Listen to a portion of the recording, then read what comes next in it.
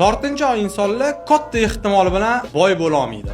Alamli bo'lsa ham shuni aytishimiz kerakki, hozirgi kunda o'zini ko'rsata bilganlar yutib ketyapti. Men jimgina ishlavering, nazarga tusharman degan odamlar ko'pinchalik yutqazib qo'yyapti hozirgi kunda. Hozirgi dunyo shovqinida o'zini ko'rsatganlar yutib ketyapti. Zo'r mutaxassis bo'lsa ham jimgina ishlab yurganlar afsuski yutqazib qo'yyapti.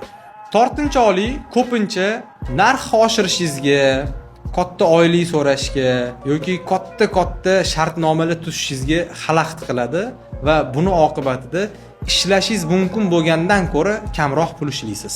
Qanchalik alamli bo'lmasin, hozirgi kunni biznesni qonun qoidasi shunaqaki, o'zini ko'proq ko'rsatgan odam yutib ketyapti. Agar o'zingiz storiesda ko'proq gapirmasangiz, ko'proq borligingizni bildirmasangiz, sizni o'rningizni o'sha o'zini ko'proq ko'rsata bilgan odam egallab ketyapti.